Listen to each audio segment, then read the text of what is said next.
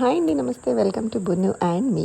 ఇవాళ నా vlog evening start అయిందండి. ఎందుకంటే మార్నింగ్ అంతా చాలా బిజీగా ఉన్నాను. ఏమంతా పని చేసావు అనే డౌట్ మీకు రావచ్చు. వ్లాగ్ చూస్తూ ఉండండి, చెప్తా. సో ఈవినింగ్ అయిందంటే నేను ఎక్కడికి వెళ్ళకపోయినా మా ఇంటి దగ్గర ఉన్న శివాలయంకి ఖచ్చితంగా వెళ్తానండి కుదిరినప్పుడల్లా. సో అదిగోండి, మీకు టెంపుల్ వ్లాగ్ ఒకటి చేశాను కదా, ఆ రోజు నేను చూపించినట్లేను. టెంపుల్ బయట పిట్టగోడ అంటాం కదండి, ఐ మీన్ సరౌండింగ్ వాల్, దాని చుట్టూ అందమైన గులాబీ పూలు. అండ్ పైన లుక్ అయితే ప్రతిరోజు నాకు కొత్తగానే ఉంటుందండి. ఎంత మంచి ఫీల్ కలుగుతుందో.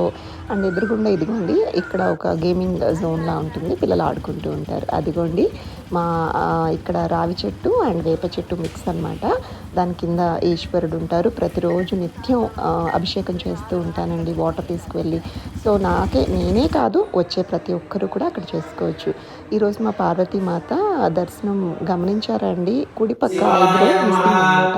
ఏంటి అమ్మ ఇలా ఉన్నారు అని మనసులో ఏదో పీకుతున్నట్టు అవుతుంది నాకు. సరే ఎనీవేస్, స్వామివారి దర్శనం కూడా చేసుకుని, ఈరోజు సోమవారం కదండి, చక్క కళకళలాడుతూ కనిపించారు. పంతులు గారికి చెప్తే, అయ్యో చూడలేదమ్మా, డ్రాప్ అయినట్టుంది అని ఐబ్రో అతికిచ్చారనమాట. ఈరోజు టెంపుల్లో ఏమైందో తెలుసా అన్నట్టు, ఇవాళ జ్యేష్ఠ సోమవారం కదండి. మామూలుగానే మండేస్ చాలా స్పెషల్గా కనిపిస్తారు శివయ్య ఇంకా పార్వతులు ఇద్దరు కూడా. సో పార్వతీమాతకి ఒక సైడ్ ఐబ్రో, అంటే రైట్ సైడ్ ఐబ్రో డ్రాప్ అయిపోయిందనమాట. అలంకరిస్తారు కదా, ఎందుకో రోజు చూసే అమ్మ ఏంటి ఇలా ఏదో లోపంగా ఉన్నారు, ఐ మీన్ లోటుగా ఉన్నారు ఏంటి అని అనుకున్నాను.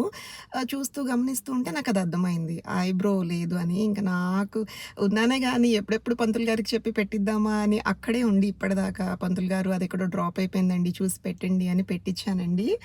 You just don't believe.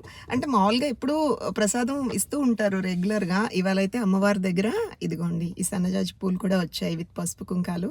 I'm so happy today. So just want to share with you అండి.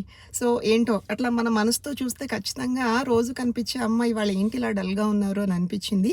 అది పెట్టిన తర్వాత సీరియస్గా చాలా నవ్వుతూ నాకు బాయ్ బాయ్ చెప్పినట్టు అనిపించిందండి. మీలో ఎంతమందికి ఇలా టెంపుల్కి వెళ్ళినప్పుడు ఫీల్ కలుగుతుందో కామెంట్ చేయండి.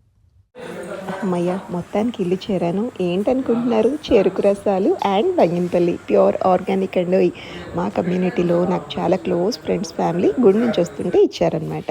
సరే అది పక్కన పెట్టేసి క్రిష్ గడ్ రూమ్లోకి వెళ్ళాను. వామ్మో, రూమా ఇంకేమన్నానా, ఇది చెత్త కుప్ప కంటే ఘోరంగా ఉందండి. ఇవాళ బట్టలు సర్దుకునే ప్లానింగ్ ఉందన్నమాట. పొద్దున కొని సర్దాను, ఇంకా అన్నీ ఉన్నాయి, ఇంకా రేపు కంటిన్యూ చేయాలి అది. సరే వంటింట్లోకి వెళ్ళిపోదాం రండి, డిన్నర్ టైం అయింది. ఇంకపోతేనండి నైట్ రోజు ప్రోటీన్ అడుగుతారు పిల్లలు. సో రోజు చికెన్ బోర్ కొట్టి ఇవాళ డిఫరెంట్గా ఫిష్ రోస్ట్ లాగా చేసి ఇచ్చాను. అండ్ అలాంగ్ విత్ దాట్ అదే ప్యాన్లో, అంటే ఫిష్ ఆయిల్ ప్యాన్లోనే ఆమ్లెట్ కూడా వేసానండి అమ్మ వాళ్ళకి. ఇలా ఎంతమందికి ఇష్టమో నాకు చెప్పండి, నాకైతే చాలా చాలా ఇష్టం అండి. ఏమండి, ఇందాక మీరు చూసిన ఫుడ్ ఐటమ్స్ అన్నీ హ్యాపీగా తిన్న తర్వాత వాకింగ్ చేయకుండా పడుకుంటే ఏమైనా బాగుంటుందా? సరే మా బున్నబాబు తోటి కలిపి ఒక రౌండ్ వాక్ చేసి తర్వాత వాడిని ఇంట్లో డ్రాప్ చేసి నేను కృష మళ్ళీ వెళ్దాం అనుకున్నాము. అన్ఫార్చునేట్లీ మా వారు వాడిని తీసుకుని కార్ రైడ్కి వెళ్ళిపోయారండి.